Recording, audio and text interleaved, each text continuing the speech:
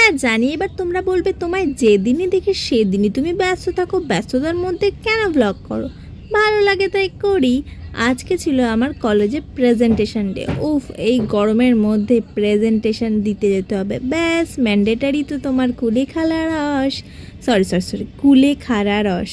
মানে দেখেই আমার কেমন একটা হচ্ছে, ওরে বাবা কি ফালতু, আজকেরটা আরও ফালতু ছিল। আমি স্নান টান করে রেডি শেডি হয়ে বসে গেছি ভাত খেতে। আজকে ছিল ডাল, পটল ভাজা আর হচ্ছে পনির। পনির তোমরা কে কে পছন্দ করো আমাকে কিন্তু জানিও।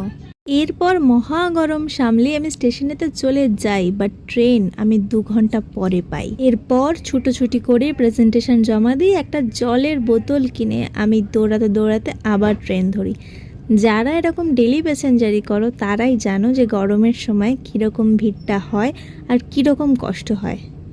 এনিওয়ে, কষ্টের নিবারণ তো হতেই হতো। বাড়ি এসে খেয়ে নিলাম ঠান্ডা ঠান্ডা Glucon-D.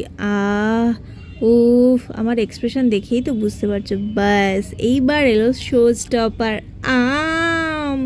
Yes yes yes yes yes, আম খেলাম আমি। বছরের প্রথম আম, ভীষণ এক্সপেকটেশন ছিল। আর উফ ভাই, দিল জিত লিয়া। বাস ওখান থেকে এসেই আমার অফিসের কাজে একটু বাইরে বেরোতে হয়েছিল, তাই রেডি হয়ে আমি চলে গেছিলাম। টোটোতে উঠে অনেকক্ষণ ওয়েট করার পরে টোটো ছাড়লো অ্যান্ড আমি পৌঁছে গেলাম আমার ডেস্টিনেশনে। কাজের জায়গায় গিয়ে কোনো ভ্লগ করা হয়নি, তাই আমি র্যাপিডো করে চলে আসলাম আমার বাড়িতে।